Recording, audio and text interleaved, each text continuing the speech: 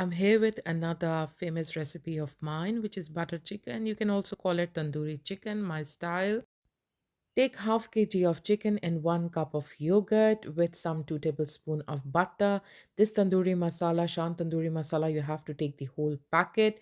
Then add 1 tablespoon of ginger garlic paste and then marinate it overnight if possible, or as long as you can. Now, in a pan, we will saute some onion. Take one big onion, add ginger garlic paste, and then you have to add some tomatoes and green chili in it.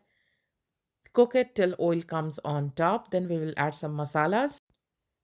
Now, here I'm adding typical masalas like salt, chili, coriander, cumin, crushed, and just cook it. Cover it, add some water. Once the oil will come on top and your tomatoes will get mushy, this is the time to grind the whole masala and make a puree and set aside. Now, in the same pan, take some butter, add marinated chicken, and cook it at high flame.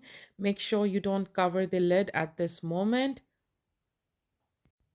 Now the whole process is gonna take 10 to 15 minutes, and once the gravy dries up, as you can see in the video, you have to add the grinded mixture of onion and tomatoes. Cover the lid and cook it for another 5 minutes.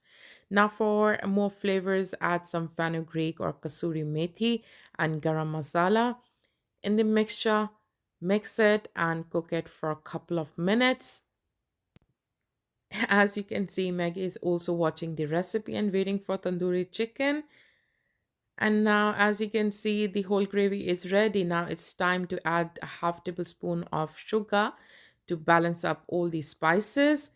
And it's time for the last ingredient, and that is coconut milk. So I'm using 400 ml. I prefer using coconut milk as compared to the cream, but you can use cream as well. Now, a tandoori chicken is ready to be served with naan or boiled rice. And trust me, you won't regret trying this.